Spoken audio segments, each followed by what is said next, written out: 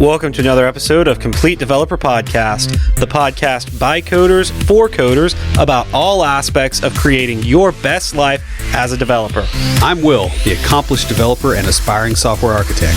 And I'm Beej, the journeyman developer, sharing my journey in development. Complete Developer Podcast is supported by listeners like you. We are now on Patreon at www.patreon.com/Complete Developer Podcast. Sometime soon, you'll be ready to move on to the next phase of your career.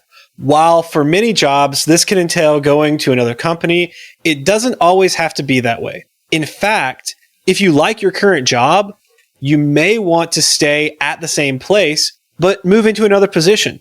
Also, if you're planning to leave, there's a good chance that you'll want to change what you're doing on a day-to-day basis. In either case, you need to position yourself well so that you can reach your career goals. In this episode, we're going to talk about exactly how to do that. We've brought on Steven Fowler to join us and talk with us about it. But before we get going, Will, what have you been fighting this week? I have been fighting with SQL Server temporal tables and getting state of the system at various points historically, and trying to make sure that triggers and all that stuff are set up appropriately. It's been fun. It's been nasty database stuff that nobody else wants to touch, and they just let me do it. It's great. You would enjoy that, yeah. Yeah, it's really detail oriented and annoying, and kind of makes me happy. So how about you, Steven?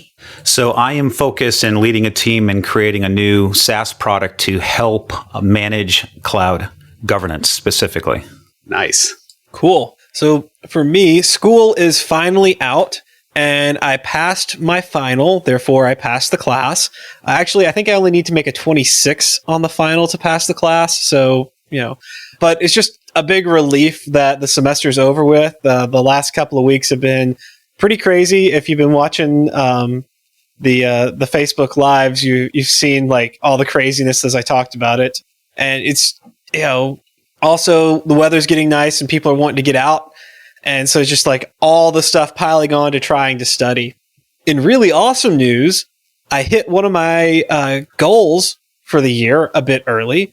You guys know that we do the goals and resolutions episode every year. Well, if you follow me on social media, you already have seen the pics. I set a goal to lose 2 pant sizes this year. And it was a little bit of a give me because I was almost down 1 when the year started. But it's the beginning of May, and I am down 2 pant sizes. They're still a little tight, but I can comfortably wear them. Very exciting. Hey, you under-promised and over-delivered, man. That's good. But since I'm talking about weight loss, I've got kind of a cool product for IoTs.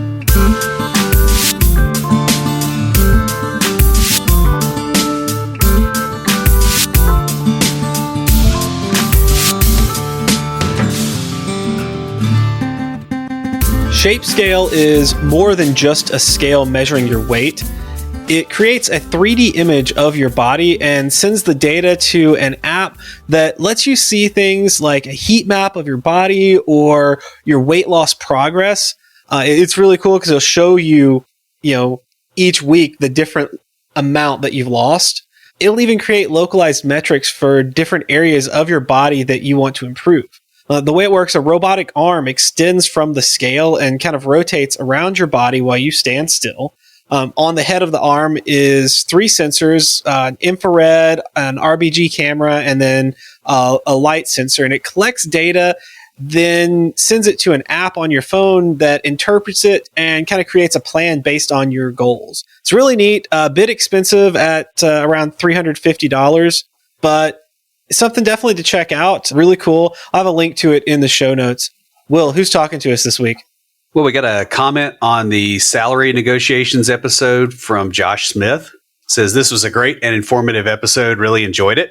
Thanks, Josh. We learned a lot from that episode as well. While we don't have guests on very often, we always get something out of it and learn something from them. So send us an email with your contact information because we've got a Complete Developer water bottle just for you. And guys, if you'd like your very own Complete Developer water bottle, leave us a review in iTunes or comment on the website or any of our social media. We post all of our episodes to Twitter, Facebook, LinkedIn. We're also on Instagram and Tumblr. You can check us out each week where we do a live show and talk about what's going on in the tech world and answer some listener questions. Or join the conversation anytime via Slack by going to slack.completedevelopernetwork.com. Whether you are a junior developer who wants to move up to mid-level or a software development manager who would like to eventually become CIO, your progress through the ranks will be slow if you don't position yourself well for your next career move. To help talk this through, we've brought on Steven Fowler, who has basically had every position in this industry from programmer to VP of engineering. Steven, can you tell us a little bit more about yourself? Yeah, I started way back banging on an Atari 400, started writing some programming back in the mid-'80s and knew what I wanted to do for the rest of my life. And then from that, just got on into industry, mid-'90s, and found myself growing different professional services firms and delivering software in different industries. And then actually had my second company acquired. And now I'm back at it again with another startup. Now, you kind of hinted at it a little bit, but the first question I like to ask all of our guests is, what got you interested in technology? Like, why did you want to do it, go into it? What was it that just like made you love it? So I think there was probably kind of two things. I would say that one is maybe a little bit about how my brain is wired and wanting to be an engineer. And then I think the second part of it is my personality and being and gravitating towards that instant gratification that you can get as a developer as you systematically build widgets and they get bigger and bigger, and it just feeds on itself. And so I knew early in life that the people who was like, you're going to go build a church with hand carved stones, but you won't finish it, nor will your kids, but their grandkids will someday. That's not me. Those long drawn out generational tasks. I'm right there with you. I love that too. And I like with technology, especially with programming, like you can work on something and see results right away. So, you got it. Jumping right on in with the first question here, how do you know when it's time to try to move up in an organization? So I guess there's two things to that. I think from a satisfaction standpoint, there are some people who are still senior software engineers because they truly do enjoy every day the activities that go with that role, and that they're not motivated by moving up, either because of the title or the monetary standpoint, primarily because of those activities. But if you do want to progress, then there is a specific pattern to follow in order to achieve that. I can see that. I have a coworker that I learn a lot from him. He's been doing this. He's about to retire. He's a few years away from retirement, and he's a senior developer. He told me one time I did the lead thing. I hated it. And now all I want to do is be a senior developer. And he's just like really happy with where he is. Yeah. Just to that note, I have a brother who's 4 years my senior, and he's worked for me on a number of my companies. So, Yeah, there are people that's what they want to do and are completely happy with that. And then there's other people who, like my architect is younger than me. Is just very ambitious. Yeah, exactly. And I think that does have a lot to play with it. I think if you understand the pattern to follow and you've got the drive and ambition to do it, then you can. Yeah, I've noticed that, as I've come up in the ranks, like I used to really want to be a senior dev and just be just that. And after a while, I realized I can't make a dent in the world as just one developer like I can managing developers and, figuring out the people problems and, getting all the other parts working other than just the code. Yeah, and I think that really resonated for me as well. I mean, as much as I like writing code and delivering software-based solutions, I get every day just the unbelievable ability to serve the people who I collaborate with, who work with me and for me. And I don't just see them, but I see the faces of their spouses and their children behind them. And to know that I might provide a small part in being able to provide an opportunity for them is just extremely rewarding. Yeah, that sounds very familiar. So when you're talking about moving up, what kind of groundwork do you put in place before you consider yourself prepared to try for a move? And what should you know about how you're going to be evaluated, when you're doing that? Excellent question. I think for me, sometimes people get so wrapped up in the specific activities that they execute every day that they don't take a step back and take a look at the bigger picture. What do I mean by that? First, what they need to understand is specifically how in their current role they are being measured. They should also try to understand how their peers are being measured, and their managers, their directors, and their leaders. And that as much as they are to finish their tasks within their role, they really are trying to manifest and try to facilitate those outcomes of measurement for themselves, their peers, and their leaders. And in that way, you become an enabler to the success of the people around you. And so I think it really kind of starts there. And then to that point as well is, what is that target role that you want to move into? And do you enjoy the activities that you would do on a daily basis? But really define how you will be measured in that future role. And what I would say is this: to the extent that the measurement is business outcome based and not just numbers and some kind of check in, check out, or those types of things, you will move up faster. Because at the end of the day, we do not write code. We produce business outcomes. It starts with writing code, but it ultimately rolls up. And I actually have a little bit of a story with that with one of the people that worked with me. If you want to hear that, sure. Yes. So I had a guy with a startup. We were doing medical software. His name was Dan, and he was struggling a little bit. And so I came up to him and I said, Dan, you seem a little disconnected from the work. What's going on? And he goes, I don't know, Steve. I don't know. And I said, okay, tell you what. My sense is that you don't have a shared vision for what we're doing. So let me ask you a question, Dan. What do you write? What do you do? And he goes, I write code. And I go, what do you do?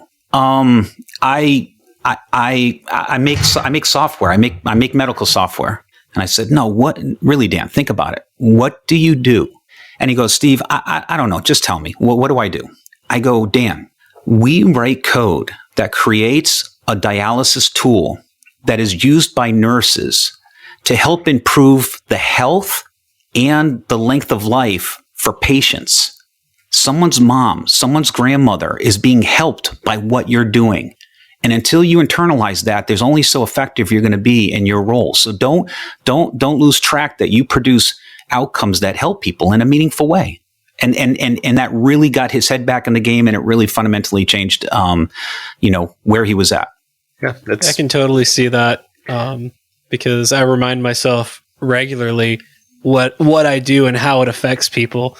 I work in the public sector for the state government, so I'm constantly reminding myself when I have to deal with the bureaucracy about the good things that I get to do here and how I'm helping make not just our local government, but the world a better place. You got it. Yeah, absolutely. Well, and that stuff kind of fits in with how you're supposed to characterize your stuff that you've done on your resume too. Yeah, absolutely. I try to tell people, definitely you got to have the acronyms and the technologies, and you want them to be current and the things that people are wanting to adopt, but also make sure that you map to how those produce outcomes, specifically business outcomes. And to the extent that you can directly correlate to you doing one of two things: increasing revenue or reducing cost, right? You're creating efficiencies or you're producing revenue. And to the extent that you can objectively do that versus kind of softly mapping it subjectively, the more you're going to have a case of saying, the company generated this revenue. It came in because of this product within our offering, and I was the lead on that. So that was kind of me and the team. And so, as a result of that, I'd like to be recognized appropriately. And I think a reasonable ask would be as follows. How do you get those numbers out of a company, by the way? Because I think that's something a lot of our listeners probably have a hard time getting their head around. Yeah, well, so it depends on how close you are to the financials. Sometimes if you work more as a systems integrator and you are work for hire, you may actually, as part of the contract deliverables, see some of the monies, and so you can actually kind of use that. In lieu of that, there are other techniques that you can do to, for all intents and purposes, get a sense for what the market value is for the work that you're doing. And quite frankly, say, and if I am off base, you show me the real numbers and let's have a conversation about it. I like that attitude that going with the flow. Like you come in with numbers, and if you're wrong, that doesn't destroy your world. You're like, all right, let's work with that. What are the real numbers? I like that attitude. And I think a lot of people have trouble with thinking that way because you get a certain mindset in, all right, this is what I'm going to say. This is what, I don't know if you guys do this, but sometimes I practice conversations, especially with my boss. Oh, absolutely. That conversation should be absolutely scripted, and think of the 2 or 3 different flows in that decision tree of where the conversation could go, and be ready with responses. Mm-hmm. And to the extent that you can do that, the more effective you're going to be. And I've seen it in industry. There are people that are highly leveraged that come to me for advice, and I say, "Listen, man, you do not know what your worth is to that company, and and they're going to let you. They're going to let you just. They're going to get a good deal on you and let you be a good deal for as long as you let them.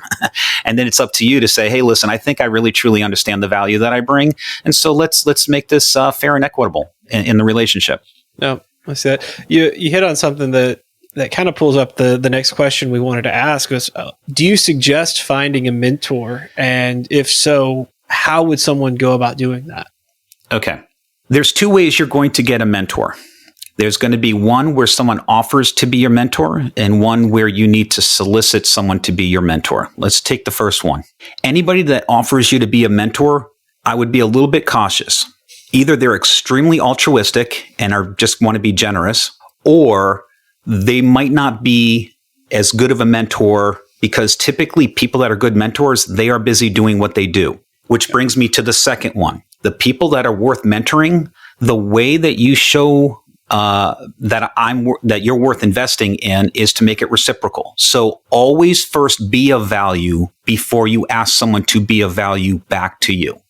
And there's tons of stories in industry where, people have said, "Hey, I'll work in the mailroom. I'll do whatever it takes." And then when someone shows that their value, then the mentor reciprocates. And then the hero story is the person's out of the mailroom and they've got a corner office up, on the top floor. I mean, that follows the same kind of advice that I give to people when they're kind of shy and they want to make more friends, which is the way to make friends is to be a friend. You got it. Yeah, that follows right along with that. Yep. I mean, not everybody can be lucky enough to have a best friend that just offers to mentor you. Well, and I think this is pretty similar to some of the stuff that Beej and I have run into, because we've kind of mentored developers, and there's a lot of software development mentors out there that don't really have much experience, especially like life experience. I've seen a lot of mentoring type setups, basically where somebody is they're 23 and they're trying to mentor somebody that's in their 30s. It's like they don't have a kid, they don't have any of this other stuff going on, and their advice is terrible.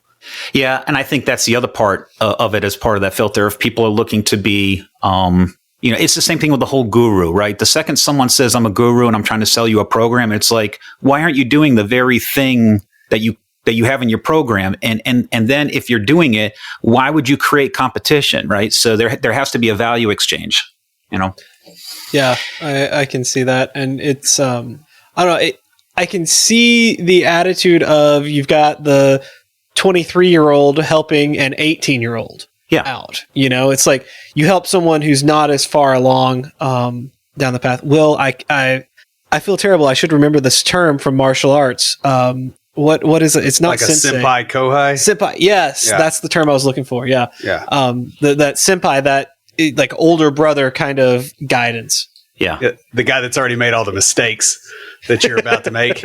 Yeah. Actually, the term sensei, if I remember correctly, if you look at the kanji, it means like one who has lived through what's ahead. It doesn't mean teacher. Yeah. And the other thing too is I recommend people, to the extent that you can, always try to carve out time where you can always be a mentor and be mentored. That way you're receiving what's coming, where you're heading, and you're also passing that knowledge along. So, we talked about the interactions there. What about the interactions with the rest of your team, and how should you be doing those interactions so that you stay on management's radar?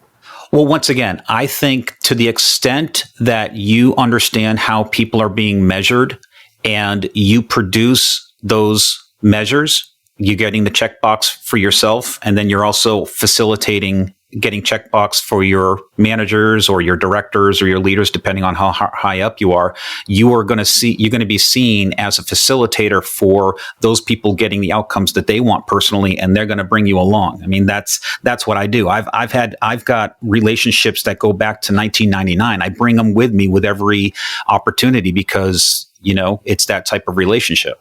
And people rotate in and out of your life. I'm constantly looking for people that, have that level of awareness. Yeah. How do you find that stuff out? Like, I work at a small business, and we're not particularly formal as far as, what benchmarks people have. And like, I don't know, on my team, how really any of us are evaluated.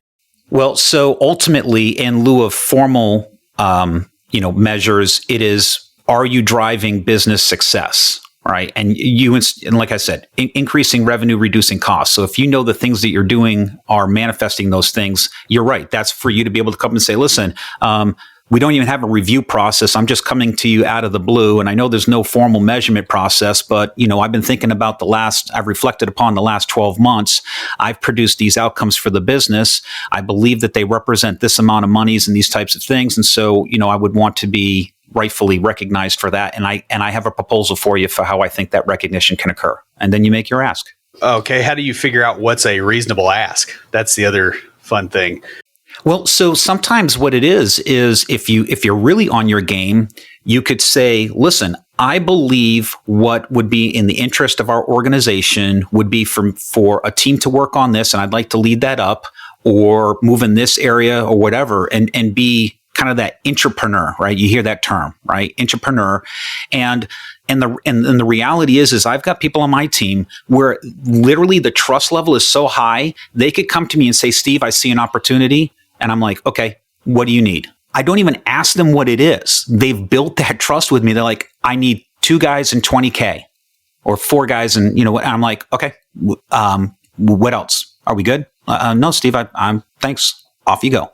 Because I know that 20 will 10X, right? So, I have no problems with that. And so, and that's what you want to do internally is basically, be the Midas, right? You got the Midas touch. On the opposite side of that, in a place with a lot of formality and like specific review processes and things like that, how do you approach that? So you make sure that all of your activities move to switching knobs and switches on your units of measure in an upward direction. Okay.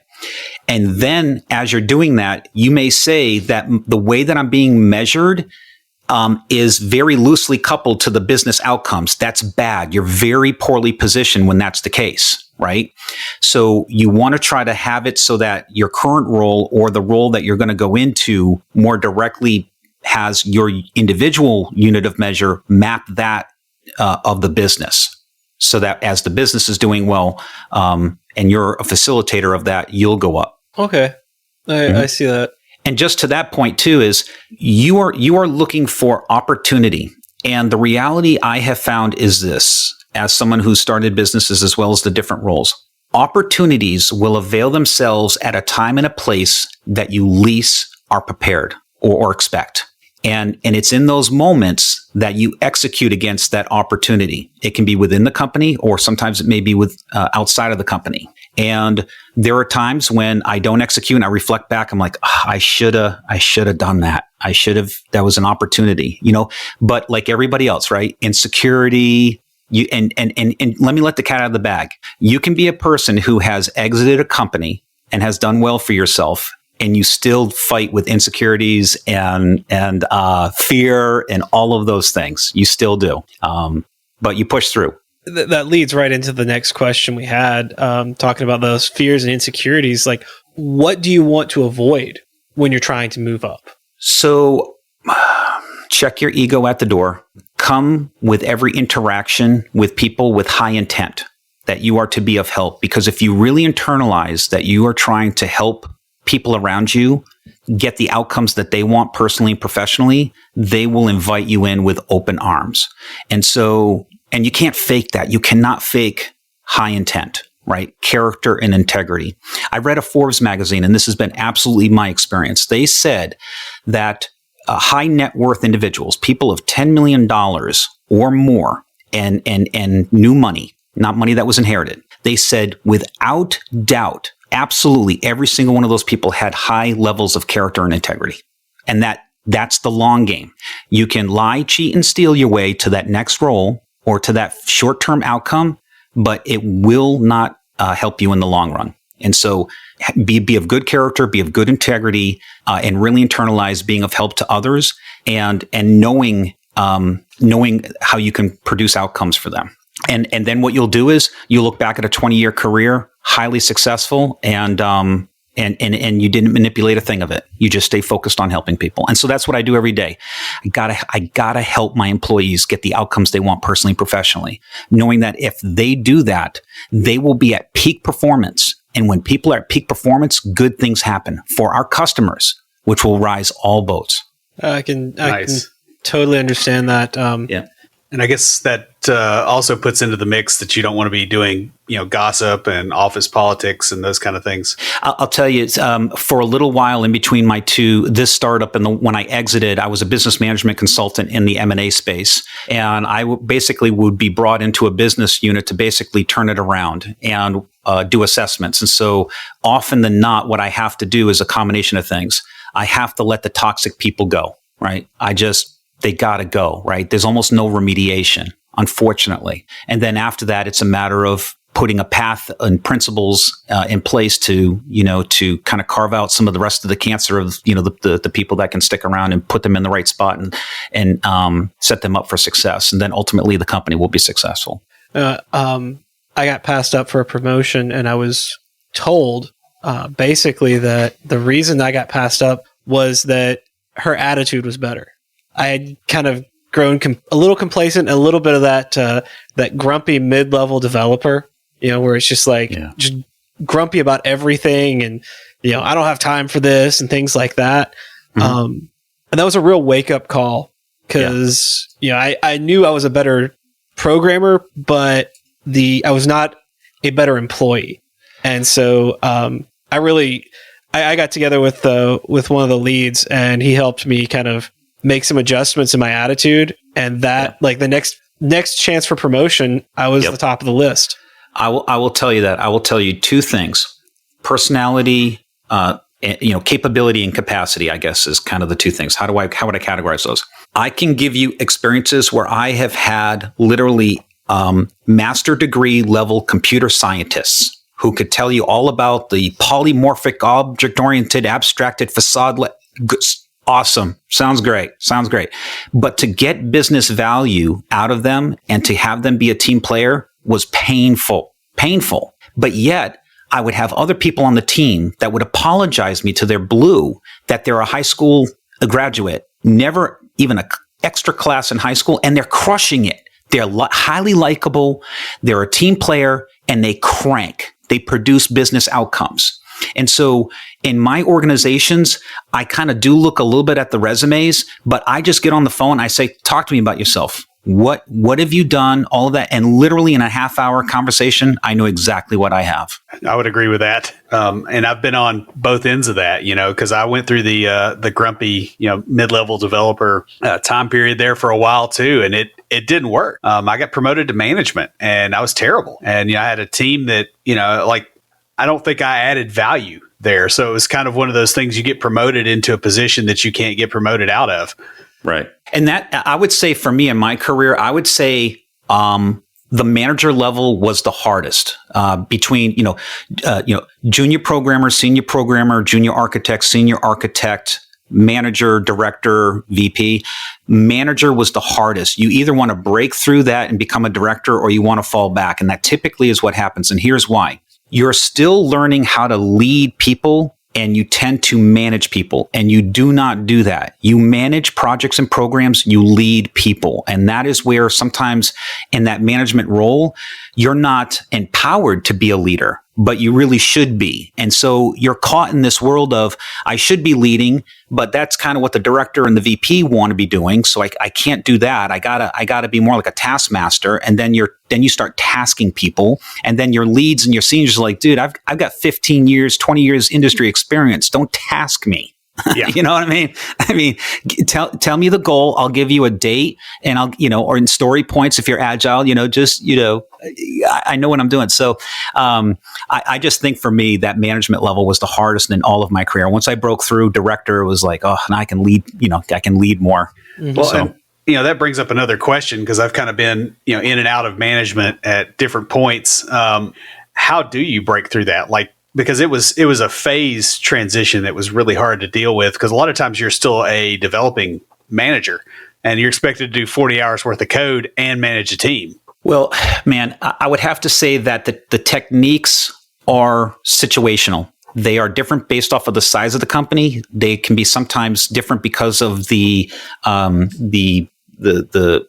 industry or the sector that you're in. And then it can also then a third kind of element to that be just the culture of the company.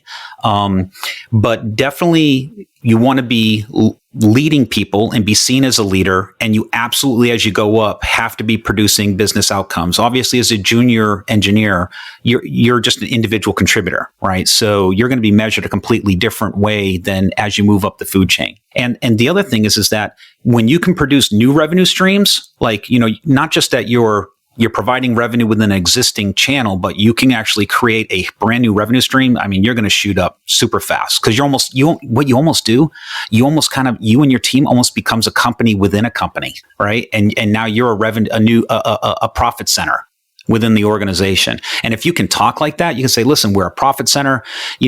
We're executing, we're delivering, we're producing revenue. I know how to manage costs. We have almost like a little P&L within the company. I mean, people like that, I just love. I'm like, come on in. Yeah, I'll give you more and more responsibility, as much as you can take.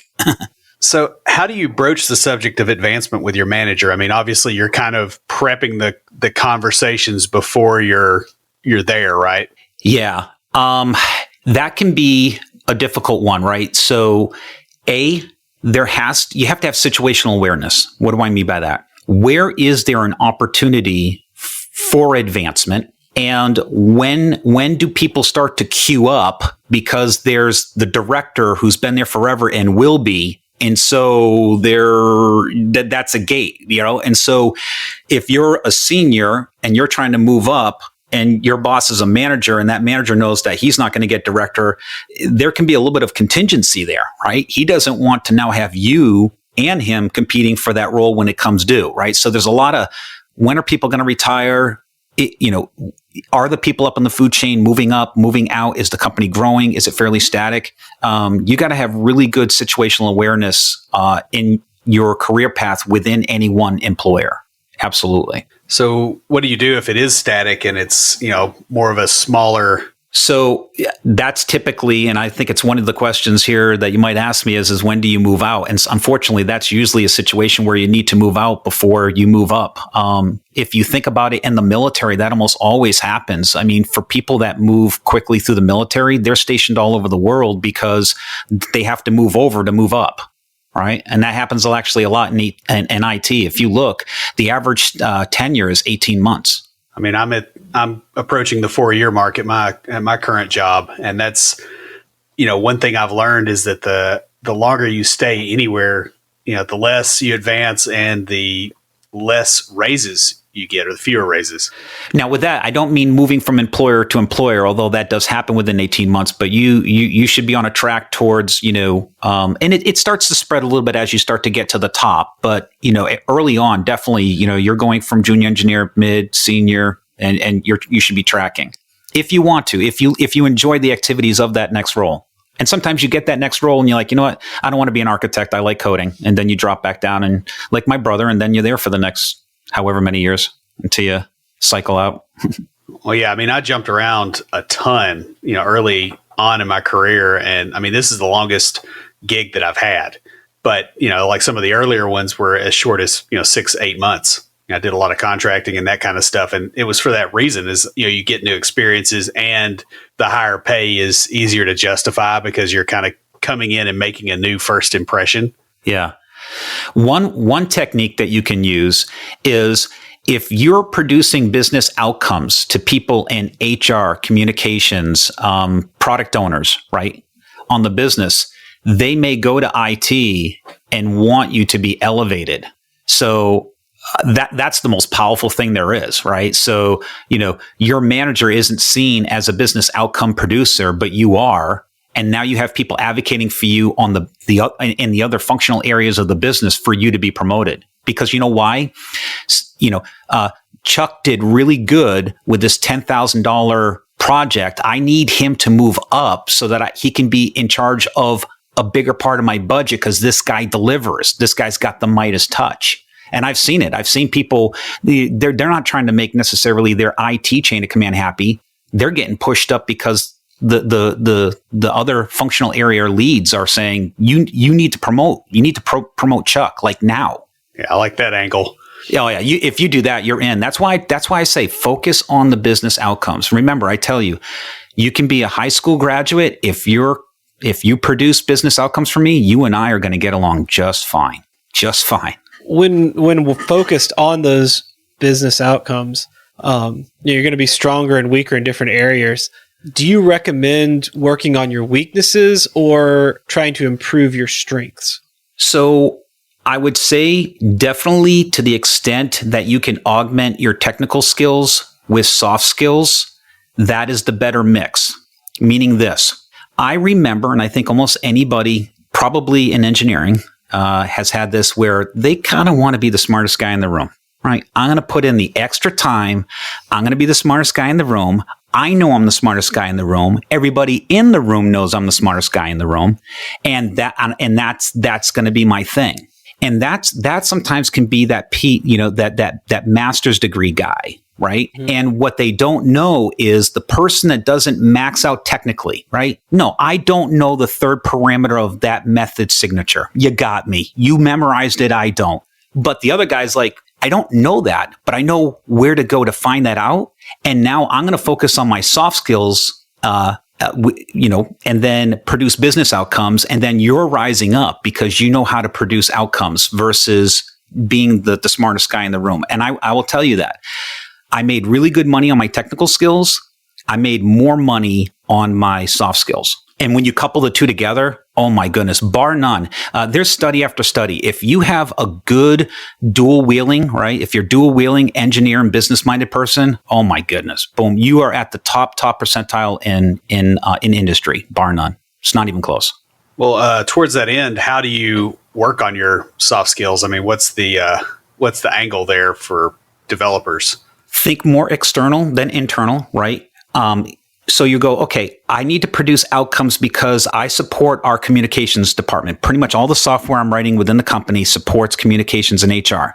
How can I get to know the business of HR and communications better so that I can anticipate the needs of my customers so that you are seen as a conduit for them to produce outcomes? And then that's when they go to IT and say you need to be promoted because they need to give more budget to you. So because you're producing outcomes. So would you recommend stuff like, going to lunch with members of other departments and those kind of things to try to kind of build an intel network a little bit? Yeah. I mean, nowadays, if you really think about Agile, I would be talking a lot with the product owners to the extent that you can, right? Maybe start with the product managers because the product manager maybe kind of give you the eyebrow of, why are you talking to my customer, right?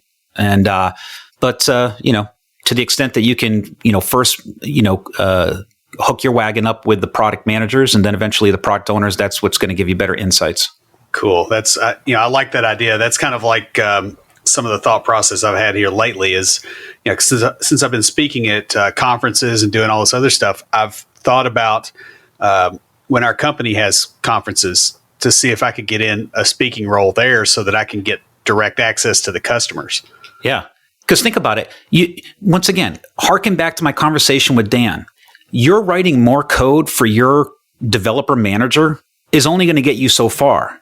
If that code produces business outcomes for that person in another functional area and they see you as the one who facilitated that, that's it. That's the answer. How should you handle your annual review when you'd like a promotion? And how do you make an annual review actually happen if that's not a thing? Yeah. So quite frankly, if you want to be aggressive, anytime you've delivered a body of work and you know that it's already starting to provide business value, that is the basis for you to be able to make an ask. Even if it's not when your your 6 month or your annual review is. Because remember, you want to be thinking in regards to outcomes. And if let's say you objectively realize that, you're making 120K and this thing that you did objectively is 3x that, I would go and say, listen, that was kind of the team. And I feel as though I had a small part in leading that team and making that business outcome. And so here's my ask. You'd be surprised. People are like, wow, that's pretty bold. But it's like, no, they'd be like, no, you're right. You did produce those outcomes. Let me see what I can do with your ask. And you'd be surprised. They might even just say, yep, we can do that. Or they'll say, I can't quite do what you asked, but we can do this. And there you go. You've got more than you did otherwise. If that's really, really against your culture, or you just feel really uncomfortable with being quite that assertive, then definitely do all of your analysis and try to map back how all of your activities map directly back to outcomes, what the financial impact was to the business, and then make your ask. It can be monetary. It could be extra leave or whatever. Because remember, your compensation at the end of the day boils down to money when it comes to the business, whether it be earned time or better benefits or whatever the case may be. They're going to look at it in a monetary standpoint. Because I was about to ask about how to approach that at a larger corporation or a government entity in the public sector, where they have very established, these are, when we do this is like the range of things that you can get. Yeah.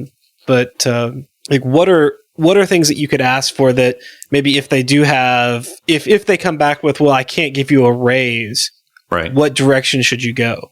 Well, I think that's, to your point, I think that's so culturative. And I think it also depends on if the thing that you would ask for is a motivator, right? If they say, hey, we'll give you a lifetime supply of cupcakes, you're like, okay, it's really not going to motivate me.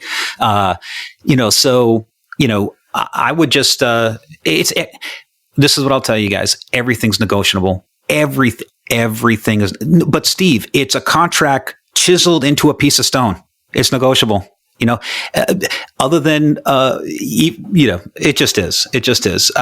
Because I remember early in my career, I'm like, no, it's a policy. I'm like, policy can get changed. And you might be the first person to facilitate changing the policy because you asked. That makes sense. Because, I mean, I have said this to people before. It's always going to be no if you don't ask. I agree. Now, you don't want to be abrasive, and you got to be you got to be tactful about how much against the grain of the culture that you go. So you got to have some tact with that. And the older you get better at that. But yeah, I mean, the worst they're going to do is say no. But if you come objectively, quite frankly, if they say no and you're like, well, can we look at my numbers? Where are my numbers off? And where, are you saying I didn't produce that outcome? And if they just deflect, now you know where you stand with that company. You're like, wow, this is a company that I can't reach my full potential. Do I really want to be here? Maybe it's time, and then you got to say, listen, and you may even do that. You may say, listen, employer, I know that this is a company that's a great company and you want me to reach my full potential. And I produce these outcomes, and just think if I was in charge of more, think of what I could produce, right? I turned this into that. Now, just put a comma and more zeros on that. I mean, you'd want that, right? I mean, you're opportunistic, aren't we all? And so, where am I wrong in my thinking? And if they just deflect or whatever, then you kind of know. I'm just telling you, if we were collaborating and I could invest in you dollars, time, and team, and you can 3x or 10x that, why would I not do that? Of course I would. Yeah, that makes sense. Of course, one thing I have noticed, because I've, gone in and asked for raises before at other jobs I've had. And one thing that has been an issue is, they've had cash flow problems, like right around like 2008, 2009. Especially I did that in a company that was heavily tied to the real estate market. And I don't know how you get better at finding out what those things are, because like if you're, you can change your ask based off of what you're able to observe. But like I always had a hard time, getting the intel. Part of what you can do is, as part of your employment contract with them, you can say, in order for me to meet my measurements, I need certain information to be shared with me. And they can say, no, we're not going to do it. And you say, but listen, how can I verify that I'm hitting my measurements if the numbers aren't shared with me? And then if you can negotiate that, let's do the scenario where you can't. Then you use, fair market value, market trends, whatever, and then go to them and say, I asked for the numbers when I started. You didn't give them to me. So I have what I think are fair numbers. And if they're not fair, tell me where they're not fair. And by the way, it would be really easy if you verified them with the real numbers and share them with me. And here's the thing. If there is a company that all of the other departments, all of the other efforts did not produce revenue and actually were a loss, but your team was profitable, you say, listen, because of the scope and the influence of my role, I can't help that everybody but us was not profitable. And we were the only people profitable. But the last thing you want to do is de-incentivize me, because then I'll leave and then you'll have nothing profitable. So what you actually want to do is incentivize the people that are good behaviors, right? Good actors. And so that's what it is. And the reality is that if you do this successful, you can get not only raises, but bonuses while the rest of the company is failing. If you position yourself, I know you say, Steve, I don't believe that. That can't be possible. I'm like, if you have the numbers, I just thinking about it myself. If 4 of my employees aren't doing so well right now and we're kind of hurting, and there's one that's doing really well, I want to continue to incentivize that person doing well, because they're the one that's going to get us out of this mess. I don't want to de-invest in the one person doing well. And if you've got your numbers, you'd be surprised. People will be like, yep, you're right. Let's make it right. Well, half of it is in asking. It honestly is. And they're kind of just hedging that you're not going to ask. And a lot of engineers, they tend to be a little bit introverted, and they don't. And so they're like, cool. Part of it too is you incentivize the person that's producing. Yep. And it shows the other people that if they produce, they get incentivized as well. You got it. That communicates to the rest of the team. These are the behaviors that we want, because these behaviors produce the outcomes that we need. So, towards that end, and if you're talking about the, especially a company that's got problems, is it better to be promoted from within in that situation, or to try to change employers, to get a promotion?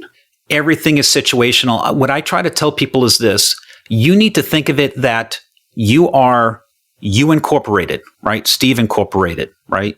And that you provide services. It just your tax status can be W-2, 1099, or corp to corp, but it's you incorporated. By the way, I would encourage you to be self-employed, because the IRS tax code lends itself much better to do that than be W-2. But that's a whole nother podcast in and of itself. But yeah. But if you are W-2, you provide services rendered, and that you map your output to outcomes. You're going to, that's the theme of this whole podcast, is map to outcomes. And then there you go. That's the model is that, if to the extent that you can reach your full potential in your company, stick around. To the extent that you can't, and another opportunity avails itself, quite frankly, you owe it to your spouse, if you have one, and your children, whom you're responsible to provide and protect for, to do what's in the best interest of them. But you give first right of refusal. You'll say, listen, I absolutely want to stay here. All I'm asking for you is give me an opportunity to reach my full potential. I think that is what this kind of company is. So how can we do that? And look what I've done for you. So I just want to do more of that at a higher level. Let's get started. There you go. I mean, what can they say to that? No, I don't want you to reach your full potential. Yeah. I just want you to stay where you are. Yeah, I do think sometimes though the timing of that can be a little interesting. Like I have worked with, for instance, people that are fresh out of college or fairly recent, and they'll get a promotion, and then within a month they're asking how to get to the next step. And I think some of that's just social graces, figuring out. Hey, if in that month they were able to take 10 grand and make it 100 grand, I think they've earned the right. I don't think it's so much. I don't think it's a time thing. It's a capability, and the reality is it takes longer. Some people longer to produce outcomes than other. But and there are people that come to me and say, Steve, I think I'm ready for the next thing. And I'm like, okay, I want you to reach your full potential. Let's see what you've done. And we'll say, you know what? I'm not seeing the outcomes that would manifest you moving into a broader role. Let's give it a little more time. But believe me, I absolutely want you to move up. On those lines, what if you go to them and say, I want to move up. I think I'm ready. They agree, but they don't have the capacity or the opening to move you. So there's two techniques. You can say, when might something open? And if you like how soon that might be, then you can certainly afford them some runway. But if they tag you along, then you've got to be like, hey, listen, I think I'm getting tagged along here. You said maybe 3 to 6 months. I waited, and now you're saying maybe another 3 to 6 months. I think the pressure of another opportunity will do that. But the other thing is this. Think out of the box. I have no problem with someone creating a role that doesn't exist. Why? Because they come to me and say, Steve, I think there's an opportunity for this. I think we should position ourselves against that opportunity in this way. And I would like to be the person to lead the execution of that. And we'll do it in a measured way that if my read of the situation is wrong, we stop. I'm going to be like, that sounds, yes, I'm on board right now. Let's go. I think people don't realize that there's ways that they can create a whole new opportunity. Don't think out of the box. Because remember, and I think in startups it may be different than really structured, Fortune 500 corporate. They sometimes can't have people thinking quite that entrepreneurial. They kind of like don't know how to do with somebody like that. But there are cultures, even in fairly large companies, that they are on board with letting people reach their full potential. And I have people petition me with ideas too, pitching me for things we should be doing or whatnot. And if they've built up trust, I'm more apt to just say yes. And then some people, I'm like, let's go a little bit slower on that. Well, that makes sense. And I've seen this happen with a friend of mine where he, the next step was to move into management, and he is not the management type.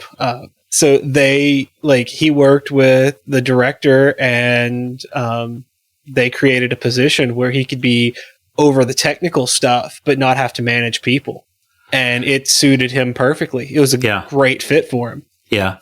That's usually, those people tend to make good solution or enterprise architects. They are at the top technically and seen as a senior person within the teams, but everybody is dotted line to them, not solid line. Yeah, I noticed that was, I've had some occasions where I've been put into a position where it was like that. I had kind of direct reports, but I had no authority. Yeah. And it was that kind of deal. And I guess a lot of architects, that's pretty common. But what I would tell you is this, to the extent that you have dotted line roles, that will prepare you for executive leadership. The reason being is that people think those solid lines is what empowers them. It's not. That is for managing and tasking people. I always want to be in a position where people want to do things for me, not because I've told them to do something. And the relationship is really good when they can actually anticipate my need and come to me and say, Steve, I think this would be benefit to us and to you. And I'm like, absolutely. So if you can excel in moving people to action without having a solid line, you will do very well and be able to move up as far as you want in leadership. Absolutely. And sometimes people have come to me and say, Steve, I just can't get the team to work for me because I'm a dotted line, not a solid line. I'm like, that solid line is I'm not going to do it, my friend. It's not going to do it. And once you start tasking people, especially engineers, good luck with that. Let me know how that works for you. Yeah. So I one time was hanging out by a buddy's cubicle, and somebody came across and said something, and the guy literally looked at them and said, "Are you tasking me?" Yep. I almost blew a gasket. I was laughing so hard.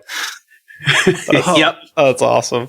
So speaking of dotted lines and solid lines, how do you handle situations where your boss is wrong while you're trying to move up? You know, like how do you communicate to them that, hey, maybe they're not approaching something in the best way, you know, that kind of thing? Yeah. So that is the life of the consultant. You know why? Because you normally at a principal consultant level are working for people that are probably at least 2 to 3 rungs below you in career, right? So, man, it just takes a lot of soft skills to, constantly saying stuff like, okay, yeah, we could do that. But, maybe consider this, right? So you got to be kind of soft. And the other thing too is this, a great technique is if you can take someone on a journey where they see it for themselves the way you do, that's how you can move them to action. So if you came in, knocked on the door, said, hey boss, I really think we should do this, and it's your idea. And let's say they see you as somebody that could actually take their job or displace them or whatever, you produce conflict just by your very presence, right? So they're like, don't give me your idea, because now I'm going to feel like it's a good one. And now I've got these insecurities, and then I'm going to manifest all these behaviors onto you because you're not making me feel good. What you can do is work with that person in a way that you can kind of seed the idea, bring it around. And then to the extent that they say, hey, why don't we do blah, blah, blah, blah, blah. And it's the exact same thing that you were going to pitch, but it's coming from them. You will do well politically. Now, your ego's going to take a hit because you're saying, so you're telling me, Steve, to just serve everybody my ideas and make them successful? You can do very well politically to the extent that you're able to do that. And I'll be honest with you, some days it's easier than others, but definitely for a consultant, you got to be very mindful when you are hired to make a person successful or a project. And often it's to make a person successful. Yeah, that sounds very familiar to me because I've definitely pulled that approach quite a bit. Especially, I've worked with a lot of companies that have older software and a lot of technical debt and helped them clean it up. And you have to play that, otherwise you're butting heads against ego the entire time you're there. Yeah. And I say all of this stuff, you got to make it a conscious effort, right? I mean, I think sometimes we think we're coming with high intent of that. Well, I just want to give them this idea. And you're so focused about the technology and the implementation and all that, right? Because we're engineers. That's how we're wired. That you go out of that meeting with the person being all defensive, right? Like I told you, and manifesting all these negative behaviors towards you. And you're like, what? I thought it was a good idea. Why are they so, wigging out on me? And it's because, you don't have that situational awareness of what's happening politically and all those other things. So that's why I was saying that soft skill side will really, really help you. Now, if you work in a team or a company that's toxic, I wouldn't put up with it. It may be time for you to go. And unfortunately, sometimes bosses and even if you have 2 or 3 people in a chain of command, they can make an entire team or department toxic, and there is no place to go except out. So don't be shy with that. You know what I mean? Yeah. Unfortunately, it happens. Been there, done that.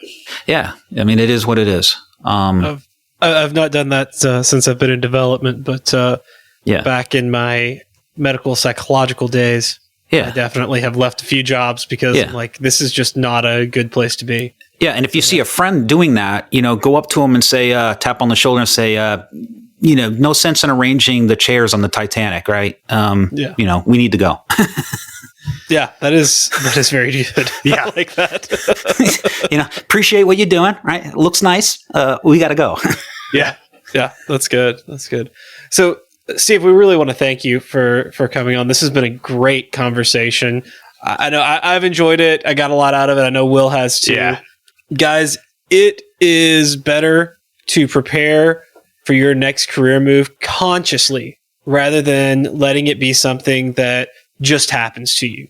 To do this well, you need to position yourself appropriately to help improve your skills and your employer's perception of you so that you can take your next career step. That pretty much wraps us up. Before we close everything out, Will, what do you have for us this week for Tricks of the Trade?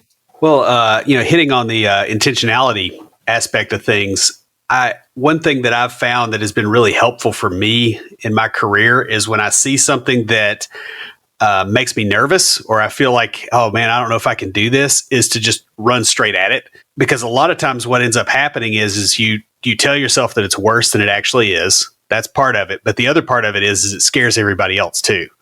And so if you're the guy that gets through that, you're ahead of the pack just, by the fact that you went and you did something that was a little bit bolder than what is expected from, the cohort of people that you're in. Now, that doesn't mean do anything really crazy, but, look at something and go, oh, if you're scared of managing people, if that makes you nervous, maybe try to force yourself into situations where you can force the learning on yourself a little bit and actually lean into it instead. In other words, use that cringing fear as a little bit of a signal instead of as something to say, okay, I got to stay away from this. Say, I'm going straight at this. And I just want to throw that out there as a good idea. That's all I got. Stand by for Titanfall. If you have a question or comment, please email us at neckbeards@CompleteDeveloperPodcast.com. Our theme music is an excerpt from Stand By for Titanfall by Pure Bells, available on SoundCloud and licensed through Creative Commons. The intro music for IoTs is Hillbilly Hip Hop by Jason Belcher. For references, show notes, and to sign up for weekly emails with extra tips and insights, be sure to check out the website at CompleteDeveloperPodcast.com. You can also follow us on Twitter at CompleteDevPod and like our page on Facebook to keep up with news about the show. Catch us each week as we broadcast live, talking about what's going on in the tech world and answering listener questions. Learn more about all of our shows and groups by going to CompleteDeveloperNetwork.com, where you'll find links to Junior Developer Toolbox, Developer Launchpad, and our other communities. Thanks for listening. See you next time.